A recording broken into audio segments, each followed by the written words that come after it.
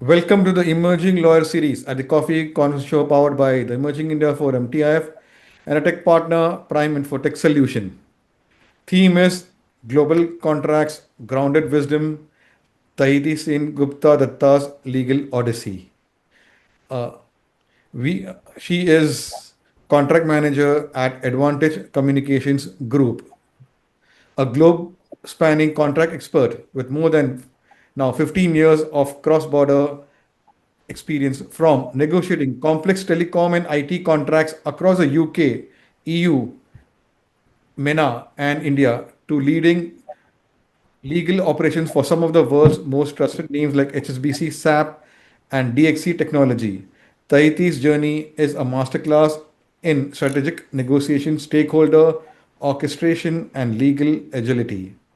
Currently based in Malaga, Spain, and leading contract operations at Advantage Communication Group, she is helping launch a new ISP entity while anchoring contract lifecycle management and compliance at an international level.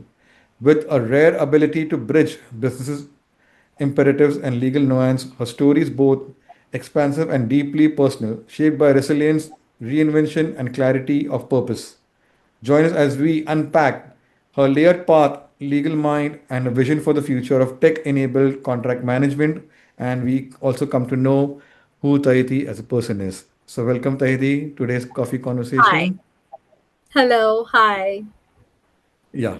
So let me explain you. There will be three rounds: professional, personal, and a surprise rapid fire round where you will be in the hot seat. And here's an inspiration: Legal AI 101, which will autograph and send to you. But first, you have to be witty, fun, quick, and win the round. Okay. Sure. Okay. Let's begin. So, friends, I'm Lion Amir Virani, hosted Coffee Corner, legal tech evangelist at Prime Infotech Solution, author of 15 books. We help law firms, corporate legal, startup, SMEs, world class technology, software licensing, and tech training solutions. So, my first question, Tahiti, how has the journey shaped up and what were the key defining moments you had? Well, my journey, if I look back for the past 15 years, I would say in one word, has been pretty global in nature. Then it has been a roller coaster, but it has shaped up in a very transformative and deeply introspective way. I started out as a very young first generation legal professional in India, of course. And I quickly realized that my potentials were not in standing in front of the judge and, fighting all court cases and running around the courtrooms. For me, it was all about getting into a corporate structure, negotiating contracts, and talking with business personals about the business and how we can grow in the structure, in the business corporate structure. And from that very initial stage, I realized that contracts were not just paperworks. They were actually enabling the business. They were creating the trust and innovating the business that these corporate structures were getting into. So, from the very beginning, I had been exposed, to global projects and working on global contracts. So, I would say my defining moment has always been from my very first project where I was asked to start, contract negotiation, not negotiation, sorry, contract abstraction, the basis of contract management, contract abstraction role, and reviewing those for a American company, for an American project. So that gave me an exposure on how the work happens across the world. And I had not only understood the different legal system from the very beginning, but also I immersed myself into those different cultures and different business mindsets too. There has been a lot of key defining moments in my career. Obviously, when the first step I took for a big contract negotiation on an IT project with my initial companies, and definitely learning the cross functional work, how it happened. Each chapter in my last 15 years, be it IT, telco, finance, has actually, I would say, shaped up my entire approach to this world, not to look at anything only legally, but also commercially. So that Wow. has been a growth that I see in myself. Wow. Beautifully you summed up your journey. Okay. So let's dive deep in conversation, Tahiti. Your legal career spans over more than a decade across industries and regions. How has a geographical diversity shaped your contract negotiation style? Oh yeah, I mean, as I said, that my first project was for a US based company, and then of course it expanded to UK, EMEA, Middle East, Africa, everywhere, and of course India for that, for sure. And working across these region has actually taught me that, negotiation for contracts is not only about restricting yourself to legal discussions. It's about the human touch. It's about understanding what your counterparty is expecting from you, building that trust amongst themselves, and then take the relationship forward. Geographical diversity has actually taught me a lot of things, like how each country people react to your ideas. The way you negotiate is totally different. So when I'm negotiating with an Indian counterpart or an American counterpart, or for that example in Europe itself, when you are negotiating with a German or a Swedish or a French, or for that matter Eastern European people, it's entirely different. Their way of looking at contracts are entirely different. So over the time, uh, it has actually helped me build my career, my way of negotiating contracts, and I have adapted into that region now. I can say in this past 15 years, I have met and spoken with so many people that I know what they are expecting. And without compromising my business objectives or my legal requirements, I flex my negotiation styles accordingly for these people. Beautiful. Okay. Uh, Thank you for leading me to my next question. Working across internal stakeholders like finance, sales, and executive teams, what's your go to method for aligning legal with business goals? Oh, internal stakeholders. Internal stakeholders in our company, the first projection of us, legal people or contract managers, they think we are roadblockers. They use the term in sarcasm that, oh, you are gatekeepers, in sarcastical manner. But they don't Mhm. understand that we are not actually the roadblockers or the walls, but we are the people who are actually saving you from doing something very irrational and getting ended up in the jail. But while you are speaking with business stakeholders and internal stakeholders, I understood this over the time period, that they understand one single word, that is business. How is business coming? And to be honest, if business comes, then only we are there, right? We get paid, we get projects, everything. So, legal advice from our side has to be framed, to accommodate their business impacts, their risk, the revenue that will be impacted. They understand that only. Keeping in mind that I don't take any irrational or illegal step in maintaining that. So, my approach has always been to get involved in the very initial stage, with these internal stakeholders, create a solution for them, and not only dictate them that yes, this is what you have to do and we cannot change from here. Just mold it according to your internal stakeholders requirement, and then present it so that they can easily accept it. They see their profits, they see the recommendations are not restricting them, and that's how you build a trust with these internal stakeholders that yes, my legal is helping me to build that business and grow and not restricting me. That's my go-to method, I can say, with my Wow. internal stakeholders. Beautiful. Okay. So my next question: what role does contract abstraction and obligation tracking play in risk mitigation for fast-paced industries? Huh. Oh, that's, I think contract abstraction and obligation tracking is the base.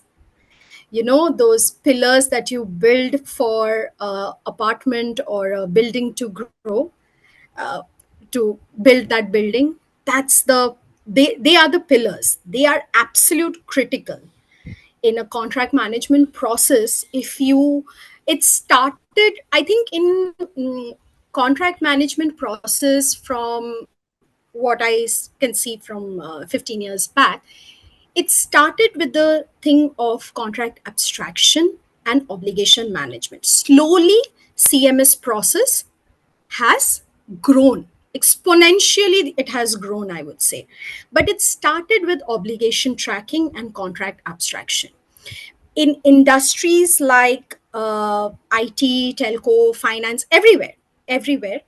It is very important that you track your renewals, your liabilities, what your termination clauses are, etc. All these, and you are not in a position that your revenue is leaking. Right, that's the biggest risk, financial risk that we get into if a contract is not properly tracked. So, contract abstraction actually helps us in extracting these key terms and clauses. And then, after the contract is signed and everything, you know it is going in a smooth way, and you get to know when you have a renewal upcoming. Everything is there in front of you so that you don't miss any deadline. So, yeah, I think they are the absolute critical things in the contract management service that we do. Wow, beautiful. So Taitya worked across telecom, finance, IT. How do you customize a legal approach for each industry?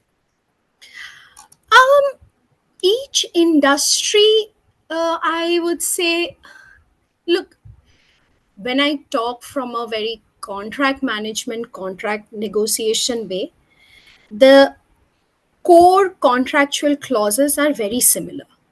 For example, like if I'm talking about liabilities or termination or suspension kind of clauses, they are all same across the industry. That they depend on the business that I'm working on. How much risk my business can take, how much liabilities my business can take. So these things do not change across industry, but every industry has their own niche things that needs to be done. For example, like in finance, regulatory risk control, financial regulations are very important. They play a very important role. Like in contrast to that, when I'm working for an IT industry, IP rights, IP protections often take a very important role. Data transfers, these all take a very important role. Whereas when you get into a telco field, it's about network compliances and how the telco rules are regulating you in that country particularly. So my approach in different industries, it has been always about understanding the business first, what is expected from that business, what is the business model, and how are the revenues being allocated, where exactly the risk lies there, it, which needs to be given the first preference here. Then how the contracts can be built accordingly to be more compliant to all the local regulations, and then frame the contractual templates or clauses, or the contracts according to that requirement. So I would say the principal legal things, legal clauses are very consistent, but it is the concepts and applications of other regulatory means that creates a difference in the contract, textbook contracts, if you say, for each and every industry. Wow. Okay. So, Tahiti, how has legal technology changed the way you manage contract lifecycle today compared to when you started? I sometimes, I really get scared the way legal technology has grown in such a rapid pace. I really get scared, and I have no shame in admitting this. Even after taking all trainings on legal technologies and all, I do not fear saying this. The rapidness it has created. I mean, 15 years back, when I started contract abstractions and all these contract obligation management, I had to go through 60-pager contracts, manually read each and every line, and abstract those clauses. Okay, it was entirely a manual process. Excel sheet maintenance, email threads, shared drives, having which all clauses are happening when, etc., etc. Today, if I see, I mean, those are all obsolete. I would say that process has already gone for Yes. a toss. You have nothing. Technology has changed the landscape of contract management, I would say. Right now, you have automated flow downs happening with just one click. You can change the entire manual process, which sometimes definitely scares me, but it's the way of life. You adapt to it and grow with it. That's how it has. But it has definitely changed our way of working a lot. Wow. So let's go now. We are all talking about AI. How is AI Yeah. impacting the world of CLM, and what trends do you see AI playing in CLM in next 5 years? Yeah, that's what AI is very scary sometimes, but as long as you use it for your benefit, it's very beneficial for you. And that I can definitely say, because in 15 years back, if you ask Tahiti, I would have said, what is that? What is legal technology? What is automation and things happening?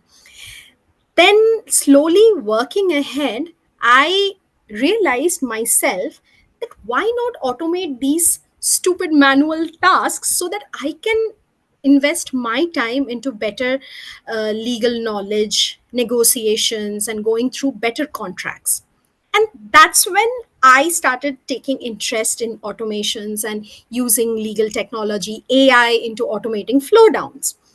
So right now, I can say yes, AI can help me with my standard contracts, extracting clauses, giving me all important renewal period. I can just get into my system, CLM systems, and ask, okay, which are the upcoming renewals coming? Give me all the list.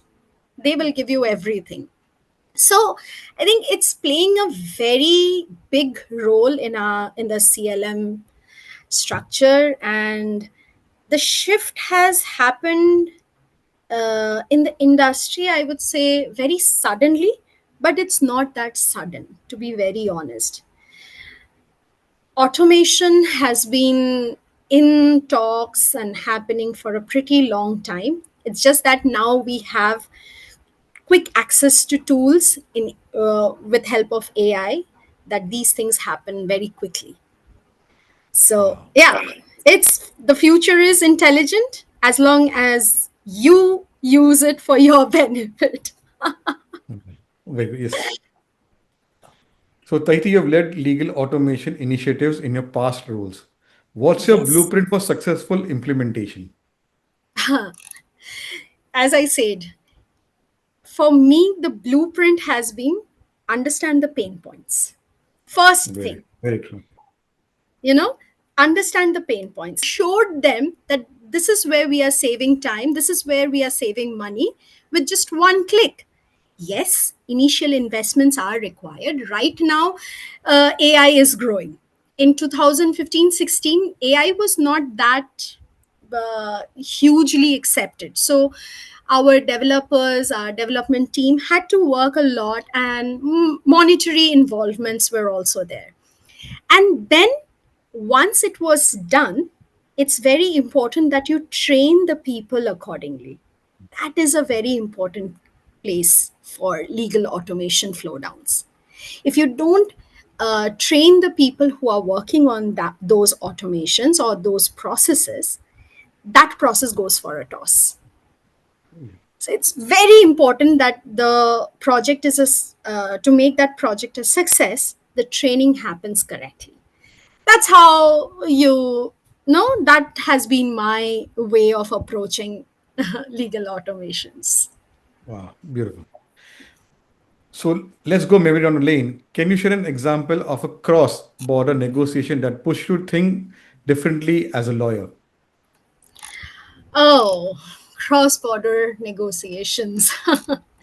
I think most of my journey in this sector has always been a cross border negotiation only. So, uh, to be honest, from my very first project where I have been doing, uh, you know, uh, American project, gaining experiences. But one example really stood out for me when I was working for service based company. That contract was with them for our IT services, and we were rolling out software as a service, of course, in US region. But they wanted to do a contract with us on a global field, so both Europe and US were involved, their entities. So the difference between the data privacy in US and data privacy in Europe, those had to be discussed, and accordingly a perfect alignment had to be made in the contract template or contract that we were signing.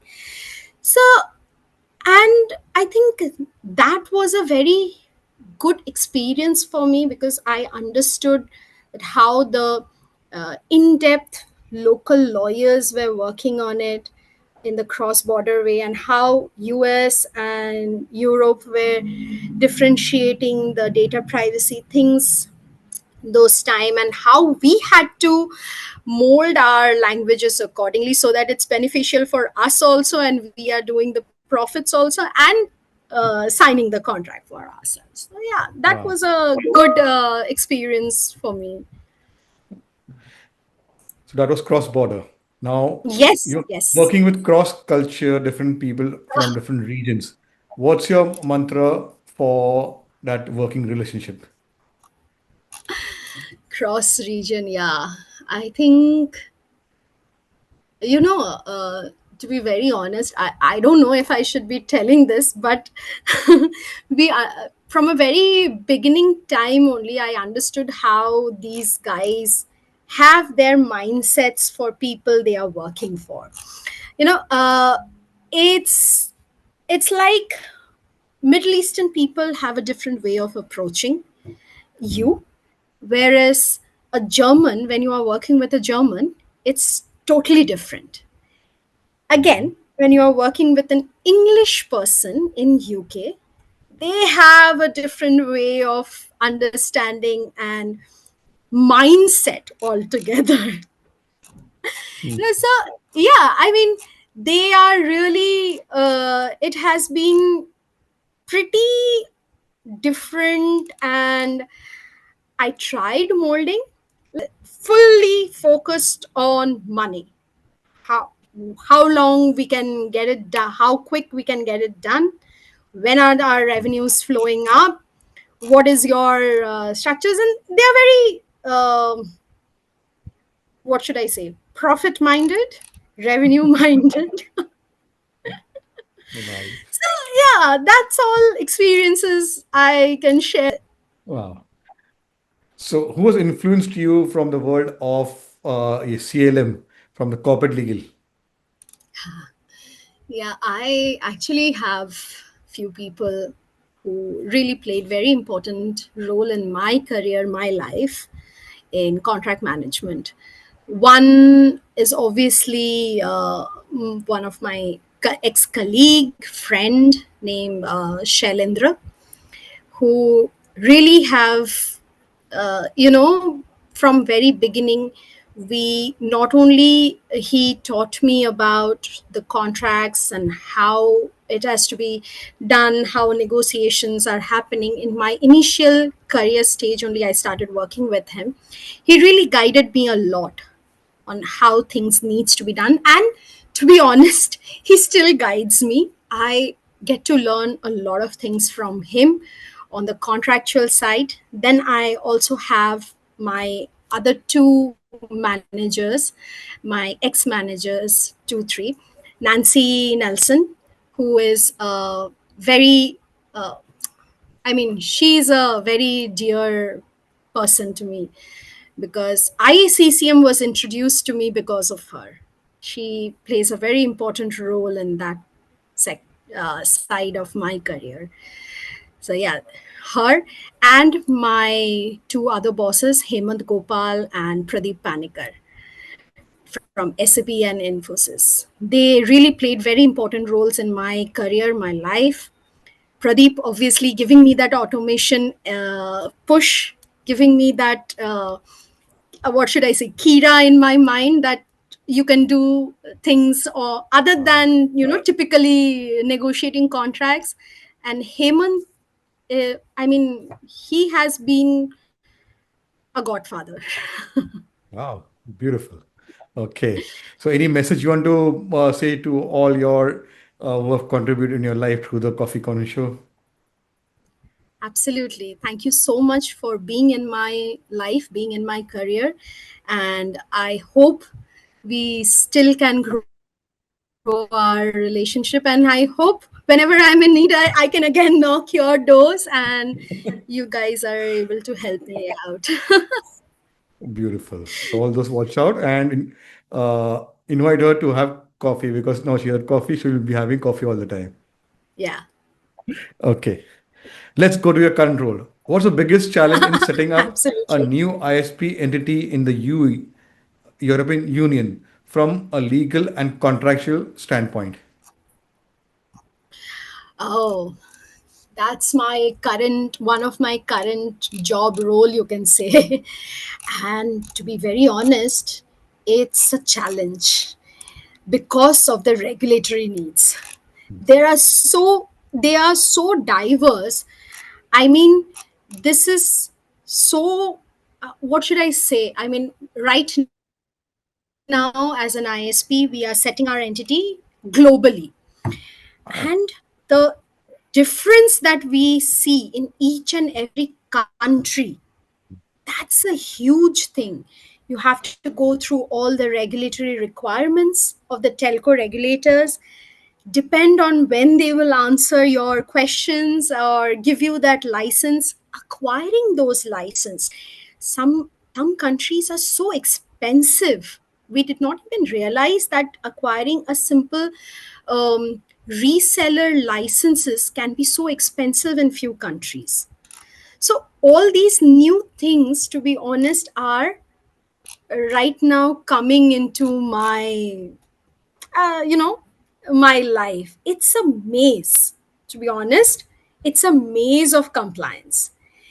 They have so much robust data privacy rules, consumer protection laws, and they have such complex regulatory requirements, telco requirements. Then coming to the cross border data issues, then financial taxes, those things needs to be taken.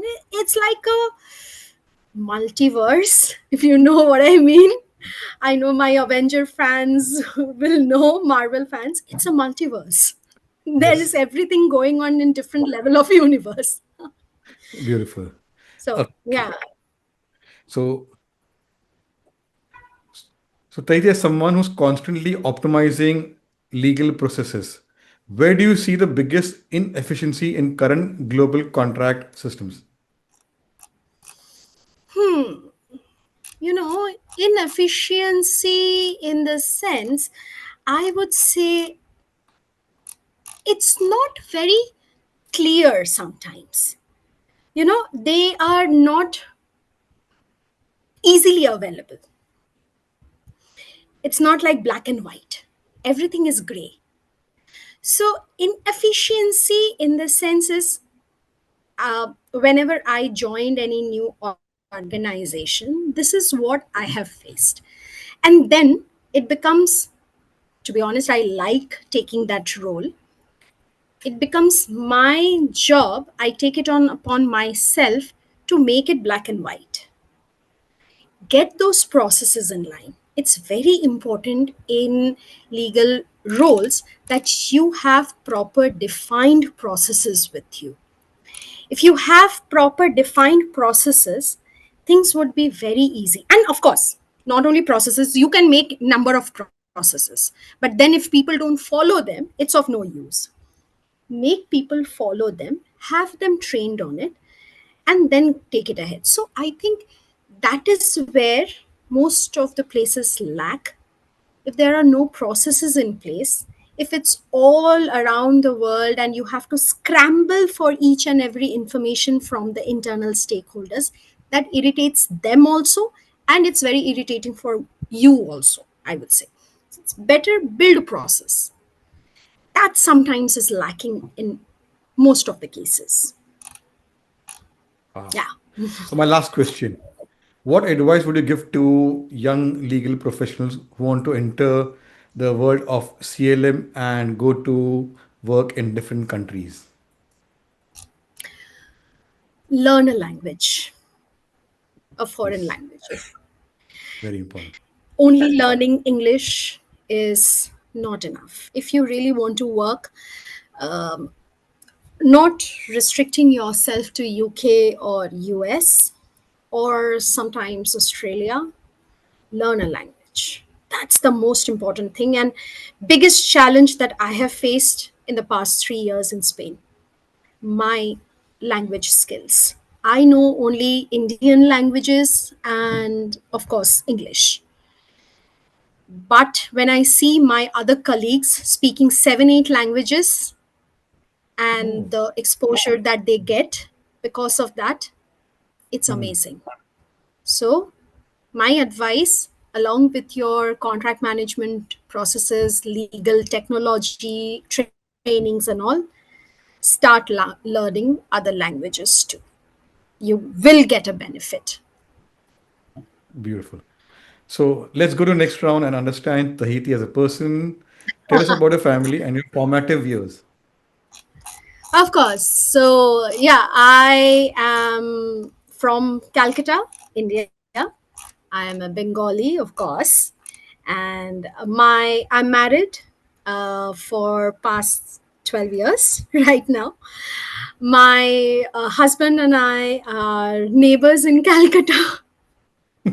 So Wow. yeah, that was how we met. And yeah, I have my parents staying there, my mother-in-law. I don't have my father-in-law. He passed away in 2011.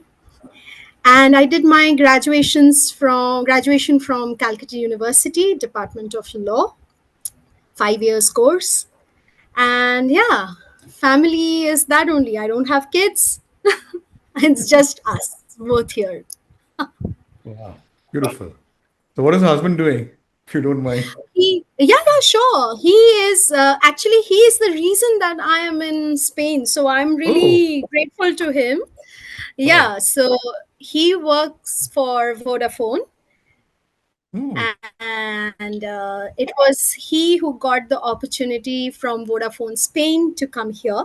And that's Good. how I left everything, even HSBC's senior legal counsel's role, to Oh, settle in and come in Spain. And but honestly, I don't blame him for that. I was equally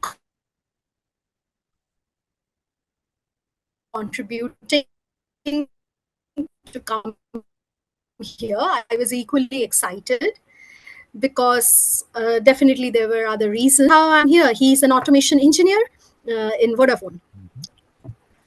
That's how. wow. So outside the legal world, what hobby or passion grounds you after a long day of negotiations?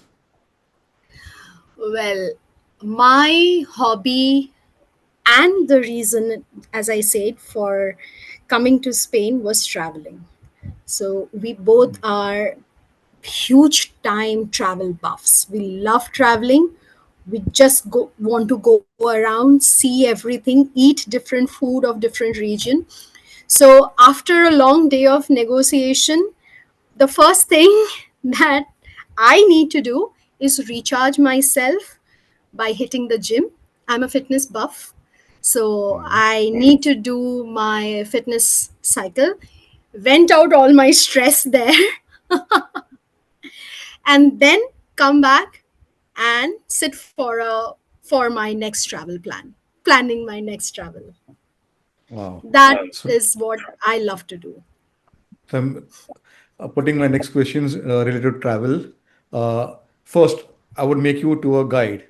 If someone Yeah, wants to visit Spain, what places to sure. visit and what food to have in Spain? See, outside Spain, people, especially in India, with Spain, we always think about the movie Zindagi Na Milegi Dobara. Yes. But Spain is much bigger than that. So if you are coming to Spain, don't restrict yourself only to Barcelona and Madrid and those few places. There are so beautiful places in north of Spain and west of Spain within the Atlantic Ocean side that that's unimaginable. The sea beaches, usually, the notion comes like normal beaches of the Mediterranean Sea. You go there, beaches right now in the place where I am, it's a beach town, beach city, and the beaches are really nothing that great. Even if you go in Barcelona, the beaches are okay. It's nothing out of the world. But when I visited north of Spain and west of Spain, they were just beautiful. Blue water, white sand. It's just beautiful. So don't restrict yourself to only these part of Spain. There are much better places to visit. So make sure you visit all of them. What about the food? When you're visiting, you need to have food. Food. Food. See, food in Spain. If you are a non-vegetarian, it's really good for you. You'll get to try a lot of things. And non-vegetarian in the sense, I would say, not only restricting yourself to chicken, because yeah, hamon is a very what should I say, globally acclaimed food here. So that's Mhm. not chicken, that's pork, of course. And the concept of tapa is very common in Spain. Tapa is like, it has a small history there. It's small portion of food which were served, which are served in small plates. Those plates were initially used to cover your hot drink or hot food. So that's how that came. They say it's tapa, and from then onwards, they started serving small portion of your food on that small plates. That's how Wow. tapa came into picture. Beautiful. Yeah, you get a lot of things like small pakora, cheese pakora, Okay. Oh. which is termed as croquetas here in Spain, Ah. but they are actually cheese pakoras sometimes. Okay. Are they tasting better than India? Oh, Yeah, sorry. okay. Next. So, what are your travel plans for 2025? Oh, 2025, I kind of completed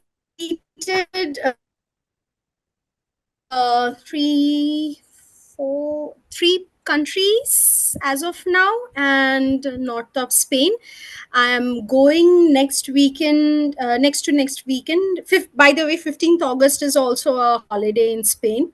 So they Hmm. have some bank holidays here. It's not only Indian Independence Day holiday, but we have it here also. So uh, I'm visiting a Spanish island here named Gran Canaria. So Wow. that's my immediate next plan. I have already visited four places as of now. Then again, in November, when my parents come, we have plans for more venturing more into northern Spain, and then doing the entire Portugal, a drive through entire Portugal. Wow. That's beautiful. So, Taiti, you have lived and worked in multiple countries. Which city truly feels like home to you? Ah, truly home. I think it will be Pune. Hmm. It will definitely be Pune because yeah, I mean, I started my career with in Mumbai, so that has a very close and different space in my heart. Mumbai is always my favorite city to go, but if you ask me home, I'll say Pune. A major Wow. amount of my career I have been in Pune. I have amazing friends in Pune, and it's really close to me. Wow. Okay. Since you brought the topic of your friends, so friends who have known you, how would they describe your personality in 3 words? In three words: talkative, outgoing, and friendly. Beautiful. So, how do you stay connected to your And Indian also, roots? yes, Yeah. sorry, also a good cook. So, okay, since you were topic of cooking, so which is your signature dish? My friends in Malaga says it can be dal makhani Mhm. and other Indian Bengali cuisines. So we have few typical Bengali cuisine food that we have. So those might be. My best friend Shailendra, whom I mentioned, he loves the paesh, again a Bengali dessert that I make. He loves Mhm. that from my side. My signature, my husband right now says you can cook anything, but I learned cooking from my husband, who now Hmm. forgot everything that he taught me, and he wants only my handmade food. Beautiful. Okay. So, Tahiti, how do you stay connected to your Indian roots while living and working abroad? Oh, it's, I don't think I have ever left India because I have Indian spices. I eat Indian food. Even the fishes that we get in Malaga, I prepare it in my Indian style, my Bengali style, to be honest. Not only Indian style, Bengali style. I have everything. I don't think my family is there. I stay connected with them. And it's just 3 years. And if you really don't want to leave that route, you will never. So I my cooking is a very dear way to still be connected with it, and I still drink coffee from my Starbucks India mug. Beautiful. Okay. So, which is that book or movie which has left a lasting impact on you? Movie. So to be honest, I am a little geeky type, not entirely, but geeky. I actually love movies like Lord of the Rings, then Marvel movies and all. So Mm. I try to keep my movie or movie place a little in lighter side. I don't like looking at watching dark movies or that impactful thing. Either it will be too much of fighting and all, get it done, war movies, or you have like light-hearted or those superhero kind of movies. So movies are for me a fresh breather or 2.5 hours of just nonsense. Book, yes, I actually read a lot of I used to read a lot of books earlier. Now honestly, I don't get too much of time so to read books or anything, but I was really, I wouldn't say of late I have read any book as such to leave a great impact or something like that. But yes, movie, if you ask me, I think I always go back watching A Beautiful Mind. So I really like it, really like that movie. I Wow. sometimes watch it on repeat. I really like that movie. Wow. Okay. So my last three are reflective. What are your plans for Yes. 2025 personally and professionally? Personally, yes, making more travel plans and making it a success. Professionally, yes, the target is very strict right now. Getting around to service vendors and service providers into our new entity and start the work as soon as possible. So a huge task on me is to get all those MSAs signed and going. So that's the biggest challenge and the task set for 2025, rest of 2025 for me. Wow. I missed one question from the professional journey. You recently completed Yeah, certification in ESG from Udemy. What yeah. motivated you to go for this certification in ESG, and how or how it will help you in your work? What you're doing Um, and ESG. to be honest, right now, nothing on ESG that I'm doing. That time, Yes. that was a very difficult time for me in my career and a very roller coaster time. And I thought this sector is growing right now, especially in Spain also. They are investing, companies are investing really high on ESG matters, environmental matters. And I thought it will be a good training to complete. And I started doing it. When I started doing it, I got that interest. You know, now I know I ask these questions. I can ask these questions in my current company or, in future, wherever I am. I'm open to these questions and these new curiosities which has creeped in. So ESG is a very evolving sector, I would say. Not many company right now is investing on ESG, but in near future, it's gonna hit everyone really hard. So it's better we start from the very beginning and slowly evolve ourselves from that ESG matter.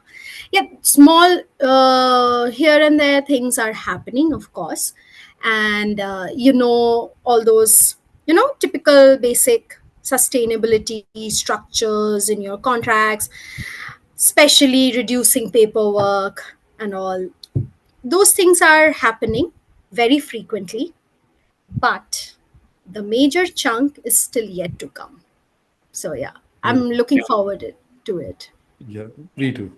So we have got a series at the Coffee Corner Show, Sri Shakti. So what does Sri Shakti mean to you? Three Shakti. Oh, okay. Three Shakti for me, I think one has to be my major Shakti is my faith on, you know, I wouldn't say one God, but to that positive energy. For me, that is the Shakti. Three or what, I don't know, but one person. And for my life, my Shakti has been my husband and my mother. So you can see Trishul type. One has to be the Almighty, and to other side is my husband and my mom. They are, because of them I'm where I am. So I wouldn't have been here without these three Shaktis. Beautiful. Always Okay. there. So my last one is a googly one. Describe Tahiti in one line. Tahiti in one line. Hard outside, most emotional and fragile inside. Wow. So let's put you in the hot seat, the rapid fire round, your go-to comfort food. Biryani. Contract review or stakeholder call. What's your comfort zone? Stakeholder call. Wow. Favorite Spanish word. Gracias. Okay. Your favorite color. Blue. One word that defines your leadership style. Most outgoing and friendly. Favorite Spanish cuisine. Paya. Apna. Favorite Bengali cuisine. চিংড়ি মাছের মালাইকারি. Wow. Okay. Tea or coffee to recharge. Coffee. Any day. All right. It's your other coffee. Coffee. That's interesting. My friend is also a Starbucks fan, and he's got he got a now premium card of Starbucks. So whenever Yeah, we are yeah, yeah. going, he doesn't allow us to pay. He uses his Yes. card. He fills it, and because he gets a lot of benefits, and And because of yeah, him, we also get benefits.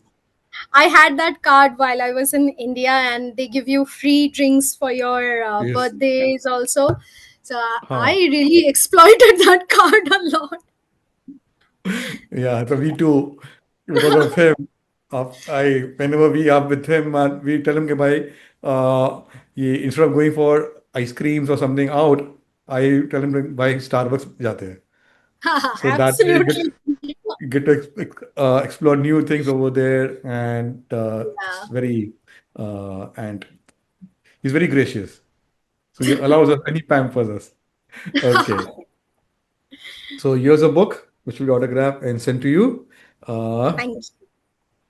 So, Tahiti, what an inspiring journey you've taken us through across continents, contracts, and cultures. From navigating complex negotiations to embracing tech powered legal transformation, your story is a powerful reminder that legal leadership today requires not just sharp intellect, but empathy, agility, and vision. Your grounded Thank wisdom and global perspective have left us with insights that will resonate deeply with lawyers, leaders, and lifelong learners alike. Thank you for gracing the Coffee Corner show with the presence. We are honored to have hosted you, and we wish you continued success as you redefine what it means to be a truly global contract strategist. To our audience out there, if today's conversation sparked ideas, reflections, or just reminded you why you love what you do, share this episode, subscribe to the Coffee Corner Show on YouTube. Stay tuned for more such transformative stories where there are 500 coffee speakers sharing their professional, personal journeys. Until next time, keep learning, keep evolving, and keep leading with purpose. Thank you. Thank you. Thank you so much. It has been my pleasure talking with you guys and sharing my experiences. It has been really, really great for me.